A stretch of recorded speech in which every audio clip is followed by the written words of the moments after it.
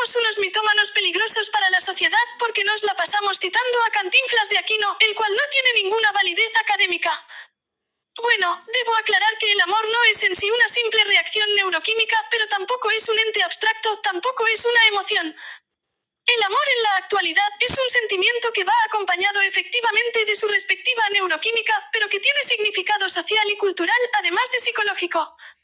Como todo sentimiento, se construye a base de ideas y pensamientos que exacerban las emociones y la direccionalidad de acción. Cuando el periodo de enamoramiento químico pasa, el constructo como idea que llamamos amor puede seguir vigente en lo psicológico y lo social. Las emociones son visibles, son fisiológicas o psicofisiológicas, en cambio los sentimientos son generalmente ideas o pensamientos que nos hacemos referente a situaciones emocionales o emociones en sí, que la mayoría de las veces nos direccionan para tomar decisiones o para identificar alguna anomalía orgánica. Es imperativo entender la relación biunívoca entre la muerte y la libertad. Empecemos admitiendo que la libertad humana, más allá de cualquier concepto complicado y enrevesado, se entiende, al menos vivencialmente, desde el hubiera sido. Se es libre, se dice, cuando habiéndose podido actuar de manera distinta, se eligió una posibilidad por sobre otra, en ese sentido, se eligió actuar de una manera al tiempo que se negaba la otra forma de actuación. En este sentido la libertad es la pura negatividad del haberse sido, como lo señala Koyev, por ejemplo, que terminó no siendo o siendo, y si no fue o fue por pura voluntad del sujeto. Más allá de la dicha o la desesperación que causa la elección a futuro, lo importante, al menos por ahora, es entender esa libertad como pura negatividad, negación también del devenir del sujeto. Habrá quien diga, si hubiese elegido otra carrera entonces yo sería... Pero no se ha elegido otra profesión, sino que se eligió esta profesión y en esa acción de determinación negativa muere, en cuanto posibilidad, la posibilidad de esa otra escancia en mi ser, si en vez de ser psicólogo hubiese sido ingeniero, por ejemplo, pero no lo fui y al determinarme como psicólogo, murió la posibilidad de ser ingeniero o arquitecto o matemático. En este sentido, enfrentarse pues a cada decisión es también enfrentarse a la muerte en tanto es enfrentarse a la finitud y a la negatividad, acudir a un penoso y privado funeral de la mismidad que renuncia tajantemente a la posibilidad de haber sido.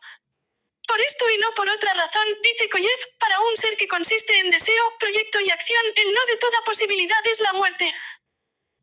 Bueno, yo encuentro bastante brutal y con cierto tono de barbarie el adoctrinamiento de niños y el discurso terrorista sobre el sufrimiento y culpa eterna, a manos de una murga de mitómanos enajenados, manipuladores y chantajistas emocionales que perpetúan todo tipo de palabrería para justificar el genocidio, el infanticidio y la misoginia descrita en su mini biblioteca de la Edad del Bronce.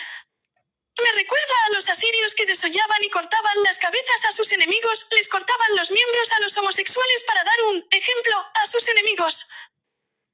Bueno, supongo que eso era moneda corriente entre los pueblos de la antigüedad. ¿Quién es el salvaje ahora? A Dios no lo conocerás como a quien le falta la última pieza para armar un rompecabezas, lo único que refleja esa pieza es al ser que la creó y le dio su forma, o sea, el ser humano. En el compendio de todos los dioses que han existido en el imaginario colectivo de nuestra historia están representadas las hipótesis y teorías acerca de lo que nos rodea y de quiénes somos. Refleja nuestros miedos e inseguridades, pero también las partes más profundas y humanas de nosotros mismos. Las religiones han quedado enmarcadas por el avance de la ciencia y se deben ver y estudiar de esa manera. Carecen de utilidad actual. Para lo que fueron creadas ya las sobrepasan los nuevos mecanismos que hemos construido y desarrollado como la psicología, la astrofísica, la química, biología, etc. Discutir su veracidad es desconocer la historia y se entra en un loop que no tiene final. Si acaso la que quedaría de pie actualmente y no es religión sino doctrina sería la budista, de ahí en más todas quedarán enterradas con el tiempo. Esclavos de la multitud, ¿por qué somos esclavos? Además de ser una nada somos esclavos desde que nacemos nos vemos obligados a buscar o encontrar un orden o patrones objetivos a todo lo que hacemos para que en sí nuestra existencia cobre un significado aunque sea efímero y finito.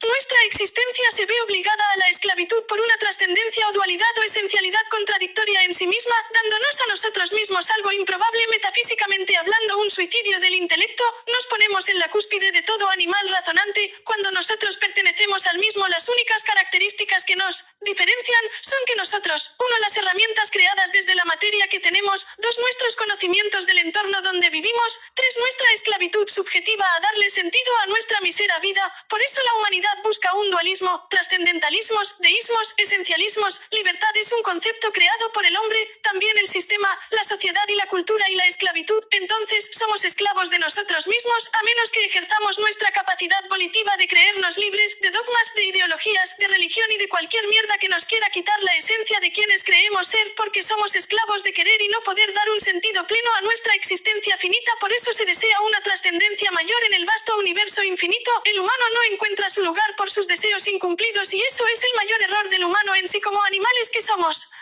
Somos sistemas abiertos, necesitamos y dependemos de nuestro entorno. No somos 100% libres. Freud diría que es el complejo de castración. La resolución del complejo de Edipo. Por si no queda claro cuando decís, dar un sentido pleno a nuestra existencia, sea nuestra vida o querer tener más tiempo que el que nos deviene por la naturaleza, su transformación y su evolución. En cuanto a la independencia, solo una mirada, no somos independientes porque no tenemos instinto, entonces nuestro comportamiento no se encuentra prefijado genéticamente. Eso nos hace más dependientes. El lenguaje se aprende de los padres. Pero también nos da libertad en cuanto podemos apartarnos de una pauta de comportamientos hereditario.